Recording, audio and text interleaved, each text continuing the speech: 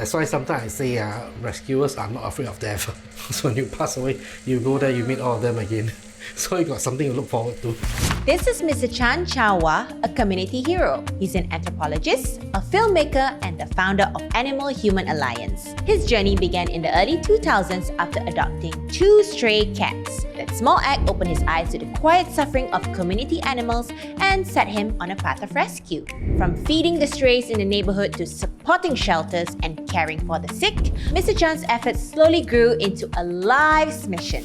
In the early 2010s, Mr. Chan adopted 2 FIV-positive cats, Ken Ken and Goldie, marking the start of a deeper commitment to special needs animals. Driven by compassion, he dove into learning animal nutrition, and what began as an act of love became something greater, the start of Goldie, a pet food brand built on hope, healing, and second chances. Not long after, another cat named Rahula, who was critically ill and VLV positive, came into his life. And though he only survived for a few months under Mr. Chan's devoted care, his short life left a lasting impact. In Rahula's memory, Mr. Chan founded the Rahula VLV Sanctuary, Singapore's only no-kill, cage-free refuge for VLV cats. Today, he and his network care for over 250 community cats, many of them elderly, sick, or abandoned. For those too unwell to survive on the streets, his home becomes a sanctuary. It's not just food and medicine. It's comfort, compassion, a second chance. Mr. Chan also runs photo exhibitions and documentaries to change the public attitudes and break the stigma around adopting senior or sick animals. Because to him, awareness is just as important as action. But who really is Mr. Chan? Let's find out. So now we're at the pet physio and we're looking for Mr. Chan. I wonder where he is. There he is! Hey. Hi, Mr. Chan. Hello. What are we doing here at the pet physio today? I'm taking Richard and Shane here for consultation and acupuncture. Okay. Can I take a look? You see? Yeah, let's go. Is this like a monthly checkup for him? No, it's his first session. First checkup, I see. He had a ear infection. Okay, the ear infection has cleared, but as a result, the head is tilted. I see. So we want to see whether is it possible to have some treatment to try to resolve it. So, Mr. Chan, which part of your past or your upbringing planted the seed for your connection with animals? So early 2000, I adopted my first 2 cats, Chamo and Frangie. They opened my eyes to the situation of community cats. So that was when I started feeding, helping to pay for the vet bills, also donating food to shelters. And then along the way, I discovered that a lot of cat food have carrageenan. So carrageenan will cause inflammation and increase cancer risk. So that actually started a pet food that's carrageenan free. So that was how Goldie became about. So good boy. Oh, he really find comfort in you, like baby like that. So basically, right now we're trying to treat the syndrome that he's feeling. So there's a few things we're going to treat. Right now it's just to kind of like help him regain his center.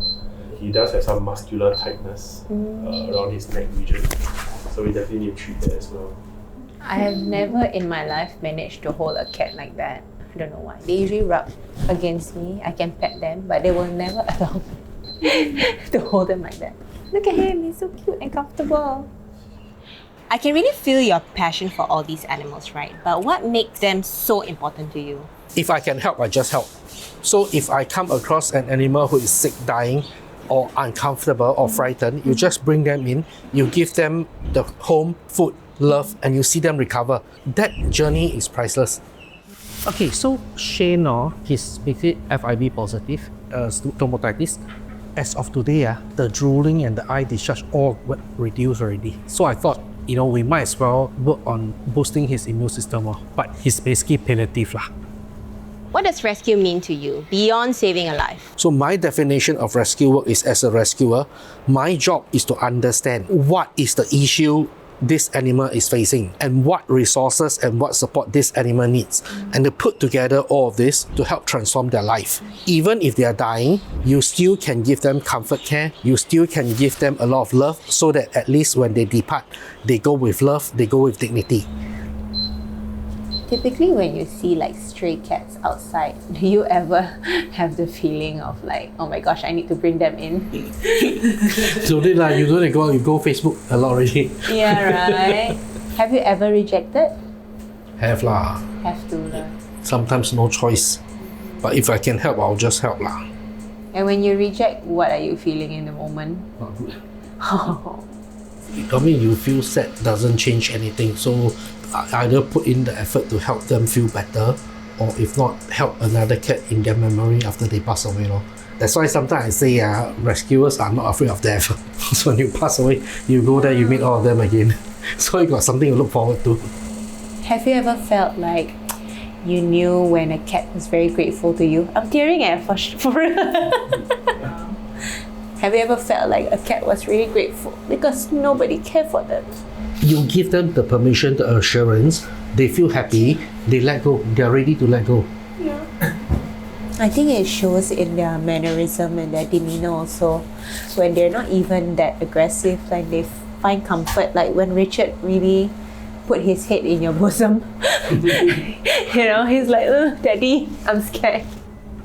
How do you keep your heart open when you see so much suffering? Like, how do you even keep yourself sane, I think you have to acknowledge and accept that there's a limit to what you can do. I just take in as many as I can cope and then hope that, I can get things going so that I can do more. Yeah. But I think this kind of idea, if everybody thinks similarly, a lot of change can happen already. Have you created a GoFundMe ever? Yes. The recent ones we used to give Asia. We also create a calendar every year to sell the calendar to pay off the rescue bills, cremation fees. So all of this, we use the calendar sales to help fund part of it.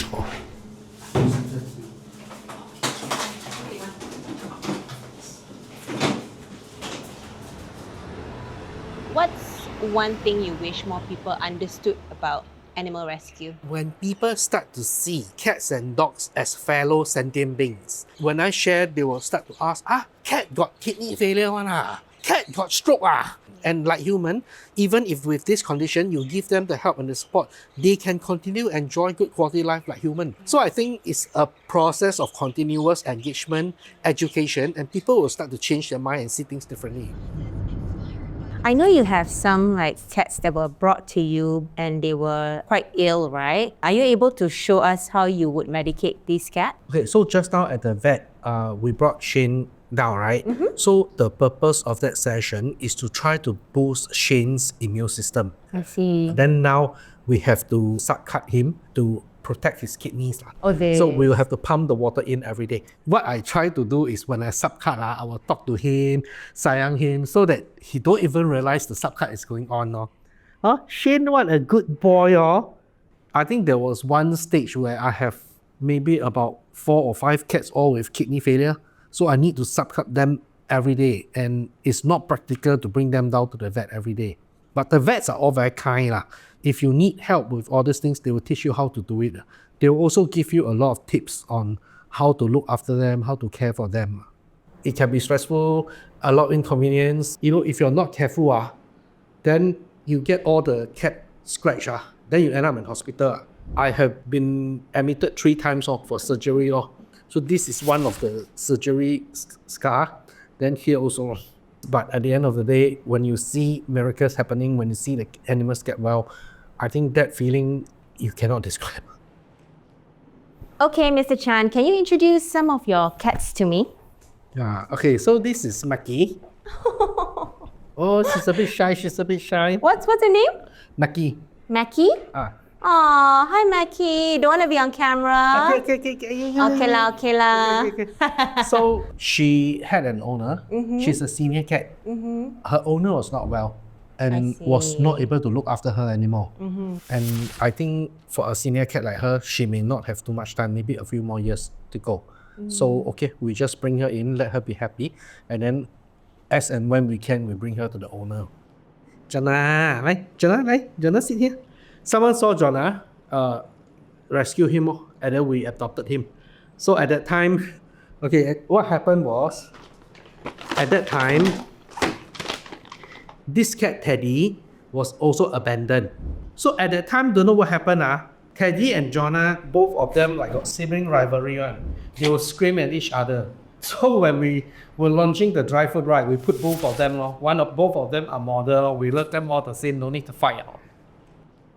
Where can people find Goldie if they want to purchase Goldie? On our website, ahasg.com. But at the same time, we also do food appeals for fellow rescuers because a lot of medical issue can be avoided if the community cats have proper food. So that alone can change the whole scenario. It's a two-way bargain, you know, like they get food for their pets and you get to rescue more animals. So I just finished my day with Mr. Chan and I actually got fully teary. Like I think I fully cried when we were at the physio because I am so appreciative that people like Mr. Chan still sees all these animals at the end of their life as sentient beings and having value enough to keep them comfortable. And I hope there are more Mr. Chans out there and I hope he finds a community that does what he does because it's so important. And I think next time if I see a stray cat, I will think of Mr. Chan. Not everyone can run a sanctuary, but we can all play a part, whether it's sponsoring a meal, lending a hand, or simply sharing stories like this one. Because when we care for the smallest lives, we make space for a kinder, more compassionate world. Mr. Chan's not alone. All around us are people making small, powerful acts of care. And maybe it's your turn next.